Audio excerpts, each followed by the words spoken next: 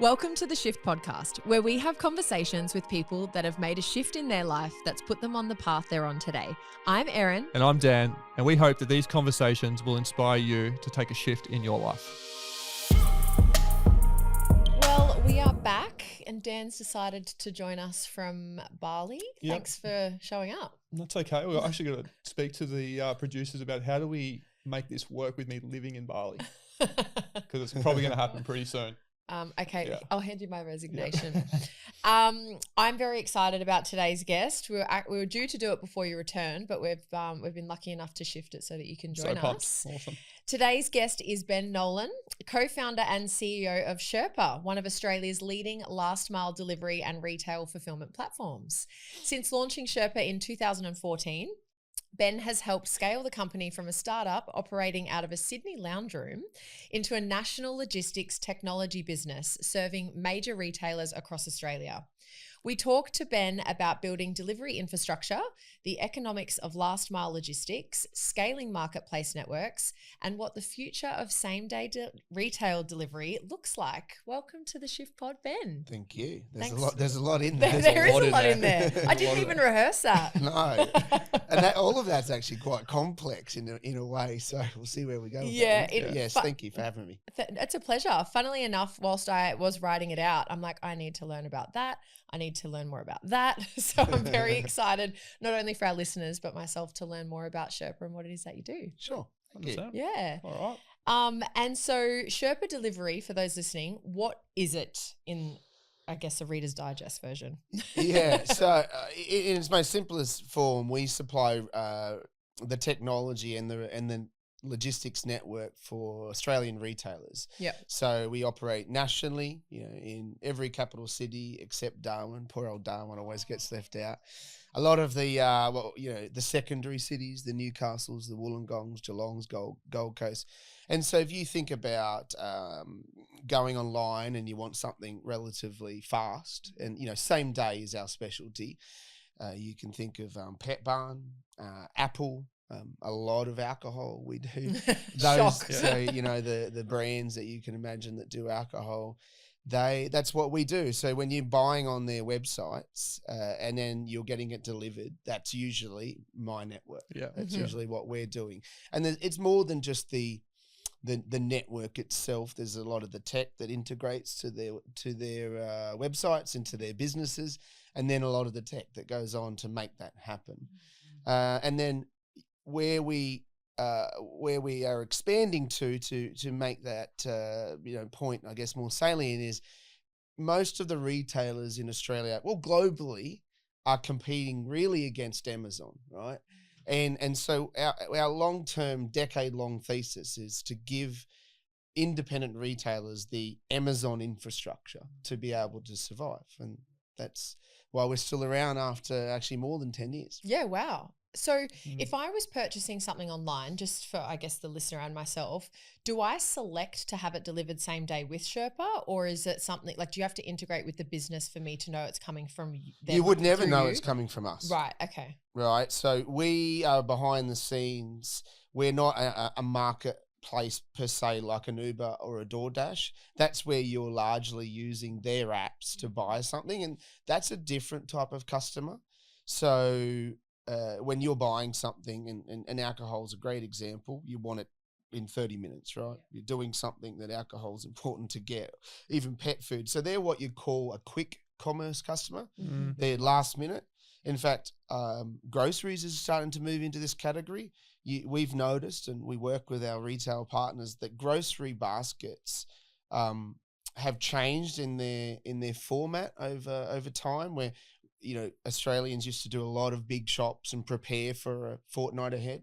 Now, the busiest night of the week for groceries, or busiest day, is a Sunday. Basket sizes are smaller because people are literally just ordering enough to cook dinner that night. So you're seeing that sort of behavior in those categories, but in other categories where you don't need it as quick, and you can plan a little bit, and pet food is a good example, that's where it would probably come from us. So we're sending cars and vans and small trucks to pick up large volumes of orders. And then we have drivers all over the country that are delivering it across the day. We actually used your service back in the company I had, Distill, and we used to get customers that would get gifts done. Yeah. So would like engrave on wine glasses or get, really last minute sort of gift ideas. And I'm pretty sure it was one of your team came to our office and dropped off a card. And I'm like, what is this? And we kind of looked into it. And then we're like, I don't really have a need for the service at the time. And then it was like 2 days later. No, literally. And then someone's like rung through to our customer call center and said, listen, I really want to buy these wine glasses, but they need to be ready today. And any chance I can get them delivered, they're local to where your warehouse is. Yeah. And we just trialed it and it worked perfectly. Yeah. Literally. And so do you have a network of drivers similar to like Uber? Yeah. Yeah, right. Yeah. So, I mean, I think this is just, it's been funny. I mean, maybe I'm going too detailed here, but the conception of like what a driver relationship is to any courier business is actually the same. They're all contractors. Yeah, that's right. Right. So I think it just because Uber became so big and globally known, it became the Uber-like style business. But the contracting relationship has been around since the 50s, right? You are a courier company and you have 20 drivers on the road and you pay them like a contractor. Yeah, we have about 7,500 drivers nationally. That's active every month. And so the way that works is, I mean, we might have a pool of 30,000 that are online every month, and we're using at this stage about 7,500. And do you find those people that are working for you in that network, they work across multiple businesses? Yeah, and that's been a challenge over the last couple of years, which is a bit of a story behind the history of Sherpa. If you go back to your use case with Distill, 3.5 years ago, there was no Uber and there was no DoorDash. We were the most dominant last mile logistics firm in Australia by far. We probably had 90% market share.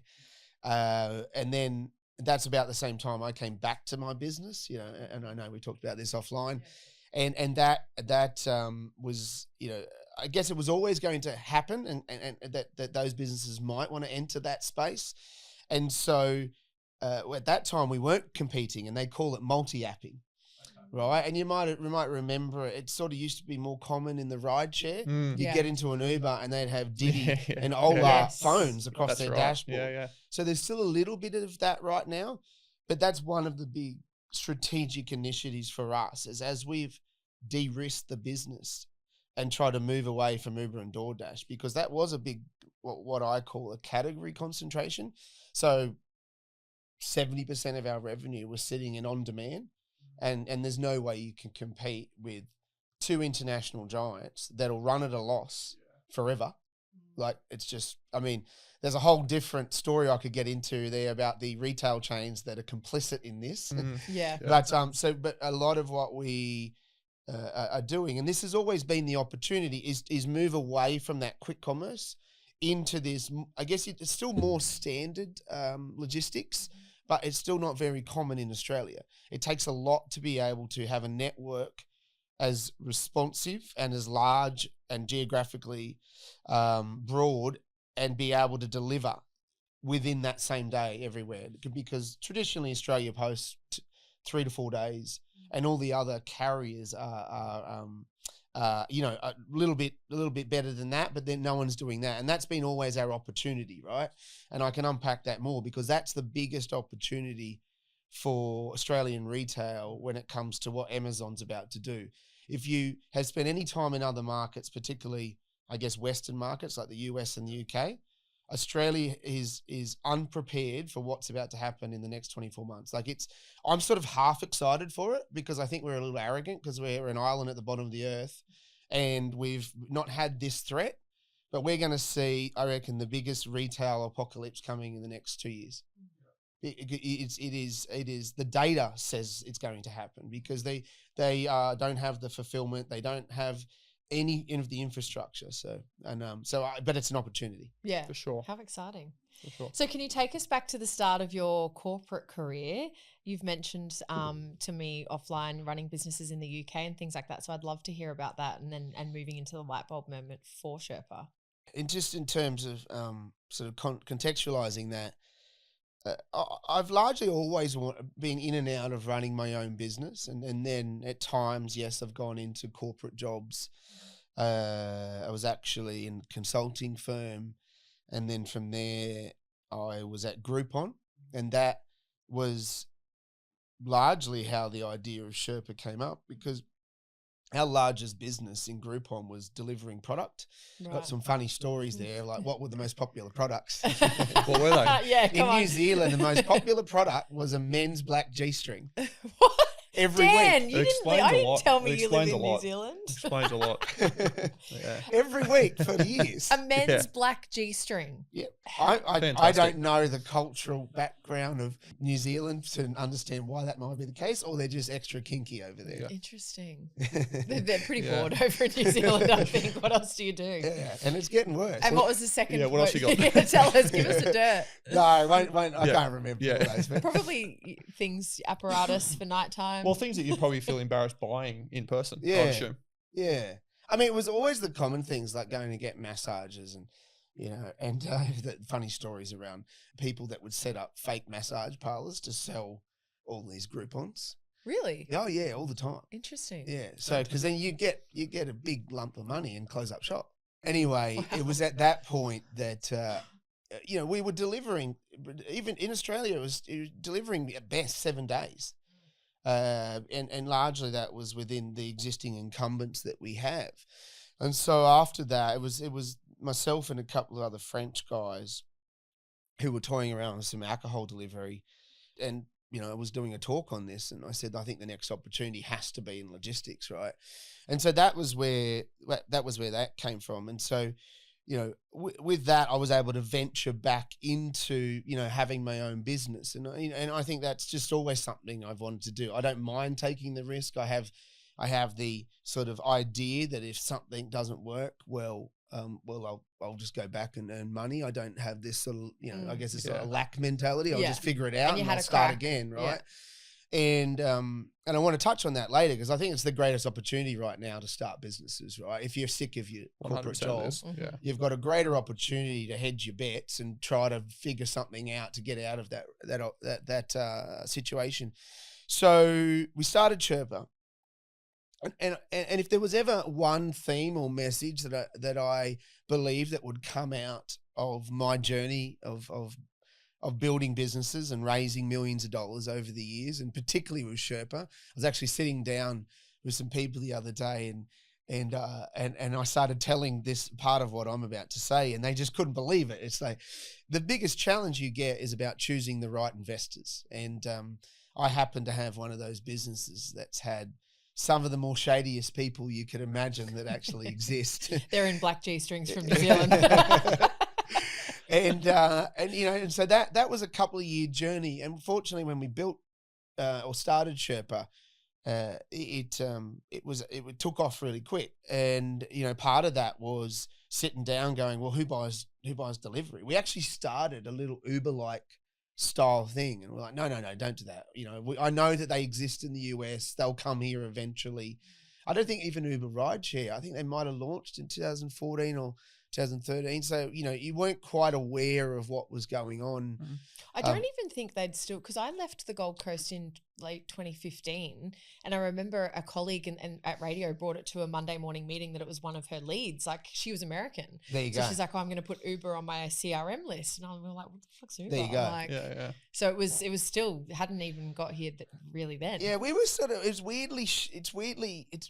sheltered back then, and it's odd to think back at this time, because Atlassian existed, if I don't know how much you know about tech, but that they were mainly offshore, and you knew who their software tools were. Canva hadn't started, and there's an interesting story I can bring up about Canva in a second, because they bought our building when they raised all that money, and then kicked us out. And so when I was raising capital, the idea of a startup didn't exist. I believe like the venture funds that are quite famous now that have put money into Canva, like Blackbird, that can be fact checked, but I'm pretty sure they weren't even around then, right? I was raising money at going to a pub and going to the classic investment firms in Sydney, and this one time I walked in, and you use an investment broker, and I walked into this firm, and it was in this, classic like Wolf on Wall Street boardroom. Like, it was like a 50-seat boardroom. And all of these bankers walked in, and I basically got told to go, pull the string and off he goes. And within about a minute, when they realized I wasn't a mining stock that they could pile millions, they, 50% of the room got up and walked out, right? They just, tech wasn't on their mind. So this leads into, we ended up using a Melbourne angel network to raise some capital. And the term is doctors, dentists, and lawyers. People that have, in that period of time had some spare cash, and they're the people you don't want on your cap table. And so that became an interestingly good but tumultuous couple of years, having hostile shareholders. Meanwhile, you're growing, adding millions of revenue every year. And at the fourth year, I just went, I'm out. I just can't be bothered with this, right? We had my partner was pregnant, and I had an opportunity to move to the UK, which links all this back to your original question.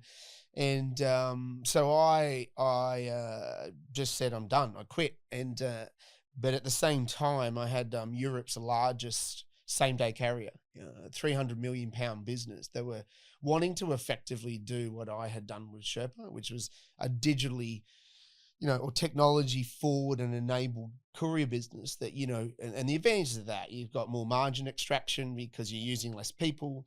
And so they moved me and my partner and my 12-week-old daughter over to London. Wow. And that's how I ended up there. Yeah, right. And so you were working for them over in Europe? I was working for them, and the objective at the time was, okay, we need to, digitize this business. Effectively, looking back, because I know no one of them will listen to this podcast, it was effectively put lipstick on the pig was my objective, and lead the investment. We were going out to raise, invest in the business at I think from memory, like a £450 million round. And so we were working with like the third largest advisory firm in the world. They're coming in, and I kept saying, I'm not sure this is going to work, right?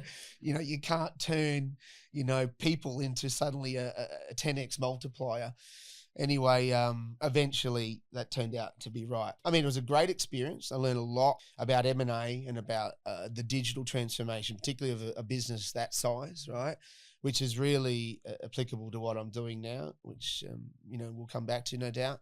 And so that was it, whether we ended up disbanding the whole team, and that company barely exists now, right?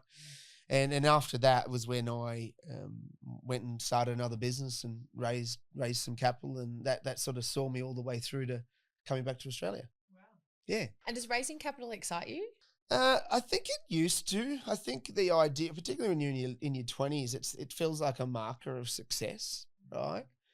Maybe I'm grumpier as I've gotten older, and I've got a lot of battle scars, but a lot of these people are just bankers who have very low morals, very low empathy.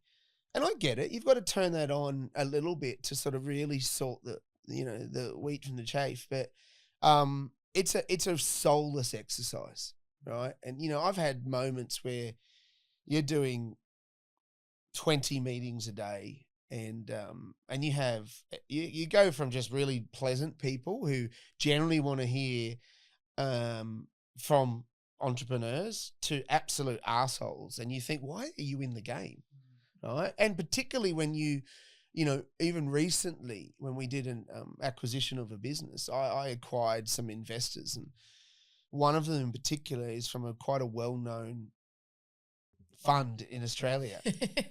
He's probably the worst human I've ever met in my life, a racist, a misogynist. And I just can't, I'm like, how do you go home to your wife every night? Like, and here you are trying to invest in these businesses. Like, it's just, so it becomes, and so now these days, it's a part of the course for what I have to be doing, but I don't enjoy it. Yeah, which is one of the questions I actually had about the investors, is that you make it, you've made a few points about choosing the right investor. And I think one of the things I've heard you say as well is like making sure it's not just the money they're putting in, they're actually opening up doors or network for you to tap into. Can you explain a bit more around that? Because I think that's so important for any person starting a business or 100%. Seeking investment, because it's easy to take cash. It's fucking hard once you're in bed with someone that you've got their money and now they're in your corner, and if they're not good, or don't come with the right values, it's bloody tough. And it is by far the the biggest lesson I think, not just me, but I think a lot of entrepreneurs go through. And in fact, Erin, when we were speaking the other day, I mentioned that guy called Harry Stebbings who's running 20 VC.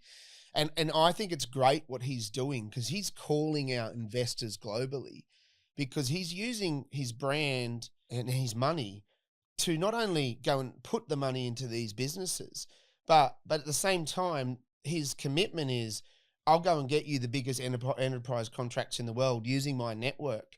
And very few investors are like that. Well, they didn't used to be. And so that is absolutely, you're getting money. You're operating in a vacuum. You hopefully you have a growth mindset and you want to learn, you want to grow. And sometimes it's what, that you don't know what you don't know. So you want to have people that are there to support you, because you're the one that's sacrificing a normal market salary to do this. And by opening those doors, by introducing, by being able to lean in and understand that those millions or those hundreds of thousands of dollars you get can only go further if you provide support. You'd think it's obvious, right? If I invest or we have people in, all I would want to do is help, right? For sure. But yes, not everyone's of that mindset, and I can't psychologically give reasons why people would want to do that. But those people are usually the ones that are not helpful on your cap table. They may create more problems than they create purpose. That would be when you're going out, and I've mentored and coached so many founders over the years, it is so easy to go, I've got a $500,000 check here and I can get started and we're off we go, versus really making sure you're aligned, because that 20% you give away on that first check, and I can speak from experience, it can really create a rod for your own back for the rest of that business. Absolutely. Couldn't agree more. And speaking from experience on that, are you willing to share where it has gone bad for you and you wish you hadn't have taken the investment for that 20% equity? Yeah. Well, I mean, I have rather unique some circumstances that I don't think will happen very often. Some of the money that we took was oddly from people that had a lot of ego and thought that they all they wanted to do was get rid of the founders and run the business themselves, right? It was their only objective, right? And then other elements came out over the years around what was their objective with the business? What would they do? Because then every different journey on Sherpa has become a point of contention with them, and at points that contention was so hostile, it affected the writing of a shareholder agreement. You then, giving away board seats. I mean, I'm a lot firmer and tougher and aware now, right? I wouldn't do this ever again. Yeah. But this is, we're talking, sort of 15 years in total of how this has played out. So, for example, our shareholders became so hostile that we ended up writing in what's in a shareholder agreement. You have drag-alongs. It's typically a healthy one is 70%, right? That means you'll have always dissenters in the shareholder group. It's a given, right? But if you get 70% of the vote, particularly if you're founders and a couple of decent shareholders, you got no issues there. Somehow we got to a point where our shareholder agreement was 100% drag-along. That means the person, reframe, that put in 50 grand 10 years ago could vote about a deal. Now, we got 4 years ago, when I was returning from the UK and going through a separation, we got offered a $79 million buyout, which meant a lot of money for me. That one shareholder, thought we were worth more and refused to vote for the deal. And the deal got retracted and said, F you. And that was by a big Australian retailer. And ever since then, we've never had that value again. And so that's a real material impact for me beyond all of the other stuff. We've had frivolous litigation thrown against us. When I first raised capital, we promised we'd have a 25% margin business. Our first annual report We did a whole year on 24%. So they did a lawsuit. It's like, what is your end game here? Yeah. So, and that was all from the same 4 or 5 shareholders that gave us the first money. So what do you do in that situation? Do you just have to suck it up until you get to a hopeful exit, or is there ways to navigate out of it? Yeah. So part of it has been being resilient. Yeah. Right. The first part I just left. I was like, okay, my 15% of the company is like, they can't get rid of that. I'll leave. They had more opportunity to get rid of me whilst I was there, right? Because they it can get quite. And I've coached founders on this stuff around understanding how shareholders can work. Every shareholder agreement will have a bad leaver clause, right? So if they can class you as a bad leaver, then they can remove your shares, right? And shareholders actually do this. This is what they're. And I sound like I'm a bit jaded. I mean, I'm just focusing on this point. No, of course. Yeah. Don't get me wrong. Yeah. I've got some amazing board members and shareholders that have got us to where we are now. Apart from resilience, it's definitely keeping control of the board, right? And in those early stages, I think shareholder agreements should be founder friendly for sure to protect you. So, but you don't want them to be investor non-friendly, right? So there's a balance, around founders' rights to a board, founders' shares, and those things allow you to take some control, foreseeable and unforeseeable events, right? And at some point in time, if your business is going to take an inflection turn in its story, if someone's going to come in and give you 50 million, they're going to say, well, I'm only going to give it to you if you rewrite the shareholder agreement. And then at that point you rewrite it, right? Yeah, sure. Of course. So that's important. And then that how you place board members beyond, what you do in the shareholder agreement, the constitution is super critical. Because you want to make sure you have people that are aligned in the strategy. And funnily enough, the business that I started after I was left that other business in the UK was a board management platform. We were building a board ecosystem, and it was all around governance and a lot of stuff I learned through my journey around, placing board members that added value. It didn't have to necessarily be someone that added capital.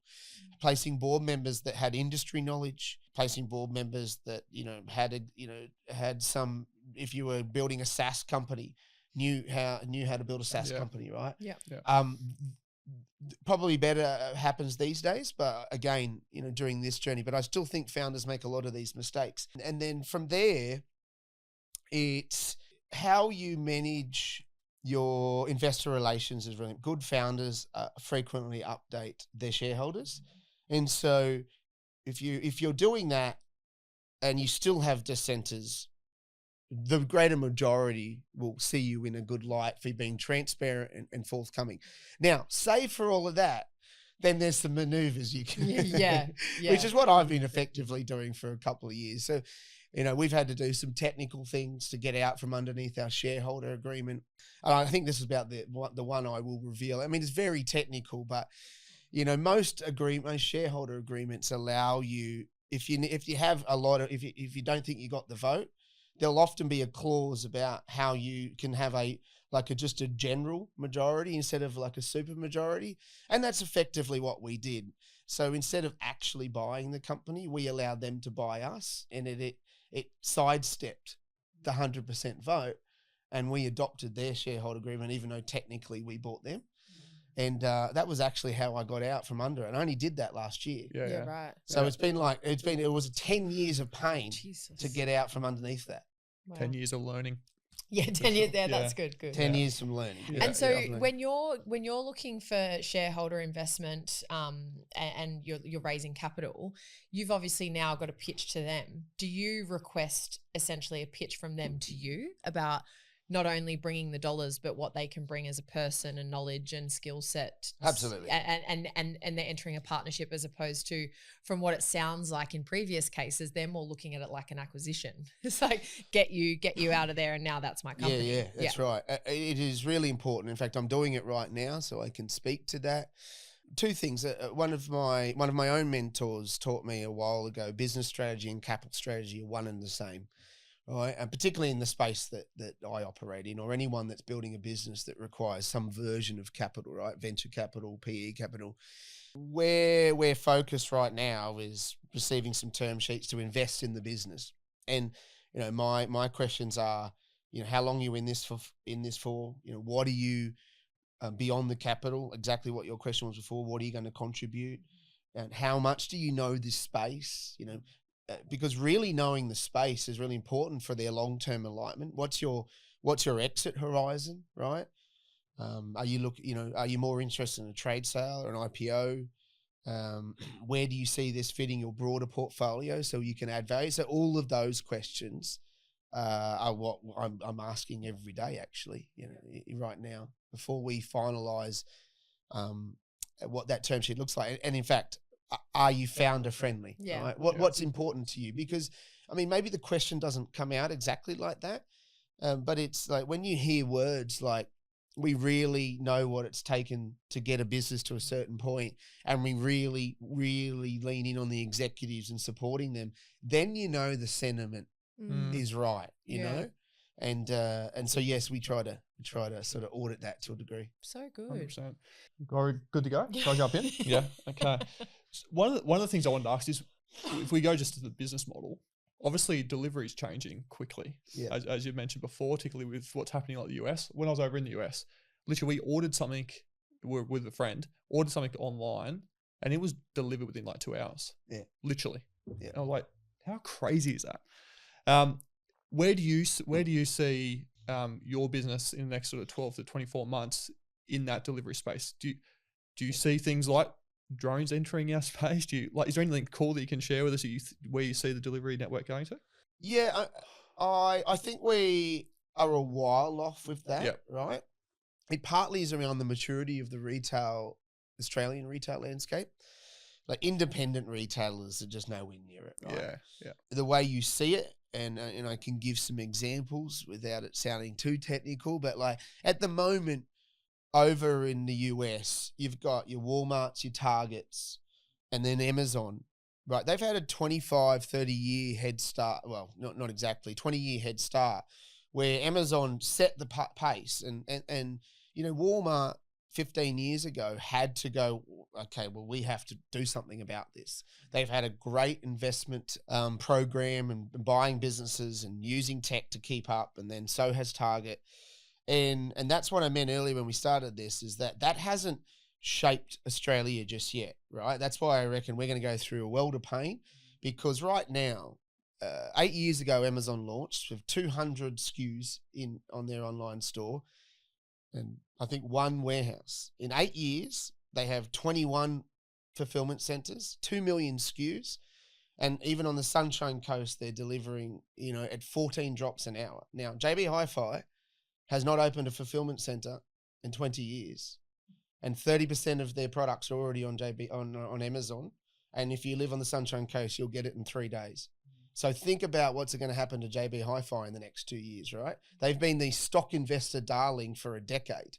And I predict that should be shorted. So I don't think that in terms of exciting things are coming, in terms of the drones and order, I think because the pressure isn't there, like the market conditions, it's not so much the geographical difference that everyone's always claimed, oh, you know, it's Perth and, you know, we're so far apart. I mean, you know, within a couple of years, Amazon will be no different to the US, where they'll have fulfillment centers within, you know, 80%. Well, it's easier because 90% of Australia is on the East Coast. So they'll have fulfillment centers within 90% of the population, better than the US, right? So then from there, I think it'll be, you know, a couple of years, you know, I think as we head closer to into 2030, then I think you'll start seeing that pressure of some automated vehicles coming. You've seen trials. I think I saw a company, I can't remember, who was doing outback drone deliveries. That seems really plausible, right? And I think that they're trying to open up the laws to allow that. That makes a lot of sense, right? Yeah. Because it's not just laws, it's not just the vehicles probably have the technology. It's like, it's other things that play out, right? It's the buildings, it's the access. And then I saw GYG tried drone delivery of burritos in Canberra like 3 years ago, right? Yeah. It was a PR exercise. He knew he was getting ready for an IPO, right? Yeah. So I think that it's all there. But then if you think about what retail market we have, and that's why I started with like the Walmart and the Target. They're billion-dollar retailers that have retailers, multi-billion, obviously. Walmart's the largest in the world, who've had 20 years of having to keep up with Amazon and then force innovation, and who have the CapEx budget to go, well, we'll do drones, we'll do automated roadside delivery vehicles as well. No retailer here. I mean, Amazon just launched a $750 million DC. Most retailers don't spend that much a year, right? They don't. They're too slow at just changing their tech. So I think that's why you're going to see a lot of forced change, and I think that the 5-year window is when you'll start seeing pressure come out. And the likely ones will be Woolworths and Coles. You know, maybe like, because these guys are dominant, have plenty of profit. A Pet Barn maybe is an example. But below that, we have a lot of crap. Yeah. Right? And how do you guys fit into that landscape, you think? Yeah, I think that if I had a sort of a blue sky horizon and we see through this next phase. So right now, what we're focused on is building the infrastructure to support retailers to do what Amazon's doing. So we have the network, right? And we're in the process now. We want to buy warehouse businesses and 3PLs, use our tech to start to make them more efficient. Buy some of our competitors, buy the regional couriers, right? So now then, because what will happen over the next couple of years is the market will consolidate, and it's too fragmented and too of a broad landscape for you to have multiple players doing everything, because you can't, what I say is, perform and price at a level to keep up with Amazon if you're using 7 different players. So I believe it's going to be a winner takes all market in my space. Yeah. So, and you can't do that organically. So I'm giving you a hint as to what my business strategy is. Right. And so effectively, it started already for us, and we're on that pathway. I'd like to say we will have, be in the warehousing space, and that's a fully connected supply chain. Not into trucking, not into interstate, but everything last mile. So if you're getting products into Australia, you're an online business or your retailer, we've got your 3PL, your pick and pack, and we can deliver it same day, next day with a national network better and quicker than anyone. So that's how I see us playing. You mentioned last mile a few times now. I don't know whether I'm just fucking stupid, but what do you mean by that? What's that? What's the terminology of last mile? Yeah. So, in its most simple form, first mile be when it leaves China. Keep it simple for Dan. Yeah, just dumb it down. First mile when it leaves China, effectively. Yeah. It hits the border, hits the Australian borders. Yep. And then from the docks, it often gets moved to fulfillment centres in whatever state. And even then, from there, it might have to still get moved slightly somewhere else. To a actual distribution center, right? You think some of these, if they've got drop-offs from a border, these are huge 10,000 square meter facilities, and then from there it gets taken to a smaller distribution center, and that's about where we start, and that's when it's within that last phase of delivery, right? To the door, to the customer's door. Yeah. That could be. Within I've never said this before, but it's probably within a 48-hour window is when last mile kicks in. It's leaving a distribution center, or we pick it up from a store and we get it to a customer. Yeah, makes sense. Mm-hmm. Can you talk to me about your team at Sherpa? Yeah. And what it means to you in finding that team and what you look for in people, because I feel you're a very energetic human and you have a lot of passion for what you do. So I would sense that those people have to align with you and the Sherpa dream and values. Good question. It is, because in the sense of, I think there's a lot of hogwash that gets said around this concept of hiring. I watch these podcasts and these influencers and these people that have, built their little couple of $1 million business and about the people you need to hire and whether you work what's the latest, the 6-day work weeks or something. It's a new thing. It's what China does. I don't know if you've seen that. Or like a 9-day fortnight. Yeah, or something like that. Right. Yeah. And I think 2 things for me we've had staff that have worked for us for the whole time, and for no reason other than they enjoy working with us. They get paid well, and those there's a good employer proposition there, right? But I've always been one of the people, and maybe it's a bit of projection from my own personality, is that I really, I don't care about, people have had that idea of like, you want to see someone that's been in a job for 3 or 4 years and it shows they're stable and they're loyal. I just call bullshit on that, right? I call no growth. So it's like people that add value and focus on outputs and are self-governed is the often, even when I do interviews, like I say, I don't really care what you do. If you go out and do cartwheels all day, but you get your job done and exceed at that, that's, you're being an adult, and run it like your own business. Run your own P&L, run your own balance sheet. And I've done this even in those corporates where I've managed 70 salespeople. Like, manage your own P&L, because that, if you can't wake up and have your own initiative and your own discipline, then that in itself says a lot, right? So beyond, whether you believe in my my mission or my culture or whatever, because my only ethos is that you're self-disciplined. I'm an ex-professional rugby league player. I compete at everything I do, which I know has annoyed my partners over the years, and particularly Sarah, I believe you know. Yeah. Luckily she's uber competitive too.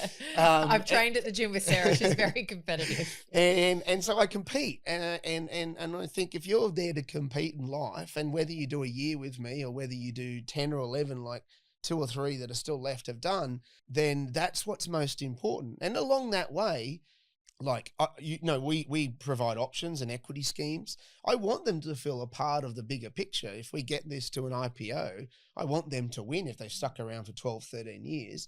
Absolutely. But along the way, no one's ever, we had one of our long-term employees quit in December, but I was encouraging her. I was like, no, you need to go grow. Right? You need to, go, and I can't give you anything more right now. And I think that level of honesty, and again, as I said, it might be a projection of how I think. If I go back to a job, I'm not loyal. Yeah. I'm there to grow and extract something from it and give at the same time. So I think that's, if that makes sense, and I bucket that up, it's around, I want people that are like disciplined and have their own will to win in life. And that's where I think, you've heard that old classic adage of will versus skill. Right. And that applies a lot to, apart from very technical roles, particularly salespeople. I couldn't care less if you've learnt properly how to sell. I'll teach you how to sell. And if you know just how to wake up every day and, do the groundwork. Show it with some purpose. Yeah. 100%. Couldn't agree more. What's your favourite? Well, especially the accountability piece. It's being accountable, yeah. And it starts with yourself. I'm a big believer in that. If you can't look after your own life. Yeah, you're your own taskmaster. Literally, you're going to show up at work and do the same thing. That's it. Big believer in start with you first. Yeah. So what does life look like for you now, mate? Like, so obviously you're running the business.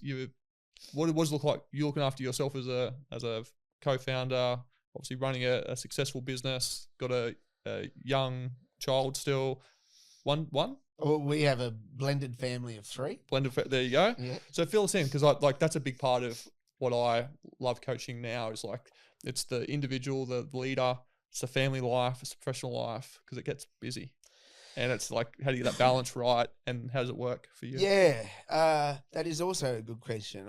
We're full of good questions here, Ben. I like that. I like the balance side of it. Yeah. Because I was also having this sort of heart-to-heart with one of my board members in Sydney last week, right?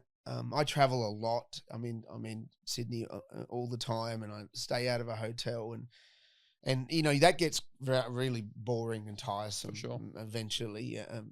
And I when I came back from the UK, my ex-partner was supportive, and she's like, Ben, you got to do you, right? If you want to go back to Sydney, or if you want to move to San Fran, I had an opportunity then to go join us, be a CEO of another business, and because I wasn't coming back to Sherpa, and I was saying to my board member, I sometimes wonder about those. What's that analogy where the sliding doors? Yeah. The sliding doors. Like I'm not an Elon Musk who wants to impregnate every woman that he comes by, but still can make, he's now a trillionaire as of yesterday or whatever it was. And, and I wanted to come back to the Gold Coast, right? And and I wanted to be near my daughter. And then, and there was no two ways about it. I'd done a lot of my own coaching and a lot of my own development around those things. Don't have to be mutually exclusive, right? And so I'd made that decision many years back, and particularly now that we have a blended family, that I've made that commitment as well. I mean, there is times, again, I agree with this analogy. I think balance can be a bit of a furphy, right? It's not like I spend 20 hours in doing Sherpa and 20 hours doing family and 20 hours doing fitness. My thing's integration. It's how does it all integrate and work together? That's it. Yeah. And so I think that's what I've largely think I've done a pretty good job of right now. Like I do my trips back to the head office. I'm here at home. I mean, I still drop my daughter off at school this morning and pick her up yesterday.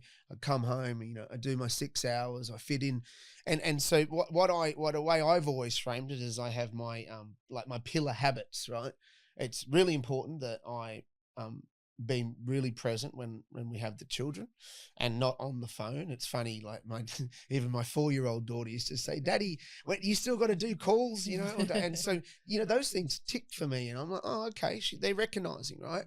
And not all of that has to be negative. She might, grow up to be Mate, I shared a story early episodes around, my son, he's Jetty's name, he's 3 years old, and he was probably just 3 at this stage. We were out the side kicking the footy, and literally I had my phone, went off my pocket, I pulled it out, and it's the first time he said to me, he goes, "Dad, put your phone away." There you go. I looked up at him, I was like, shit. Yeah. And if it lands with you. 100%. Because I'm normally the sort of guy that puts the phone in the kitchen and I'm present, but that time I wasn't. Yeah. And it's just a reminder.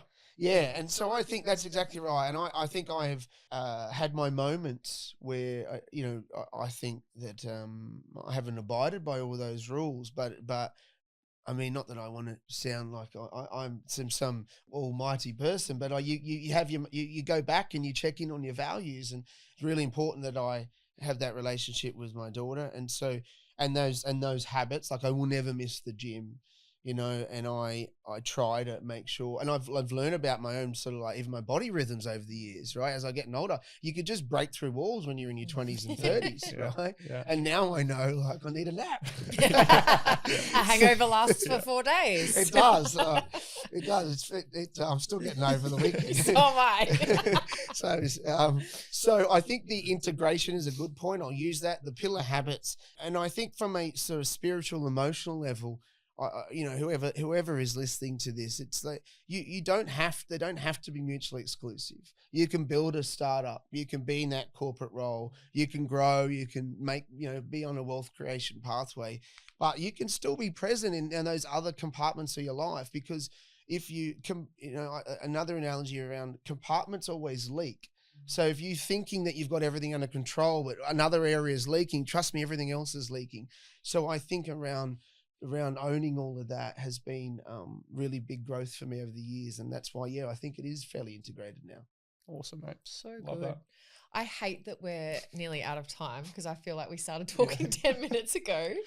Yeah. But Ben, we'd love any advice that you can give anyone listening, whether it be trying to raise capital, have a great idea, or in the process of starting that new journey that they're on, and don't get into bed with everyone, even though it's do or die and someone's handing you a big fat check. So I know it's pretty hard to give one piece of advice, but is there anything you'd like to share to anyone listening that you think would help them on their journey? Whether you start now or delay it again, time's going to pass anyway. Yeah. I like That's that. about all I would have to say to that. That's a good one. That's true. It's That's 100% so true. So in other words, just get fucking started. Exactly. Yeah. Exactly. Yeah. I've had that question a lot over the years when I used to do a lot of these sort of startup talks, and you get those questions like, what made you get started? And I know that everyone's got different personalities. You're an introvert, you're amiable, you're scared, but it's like it really have no other.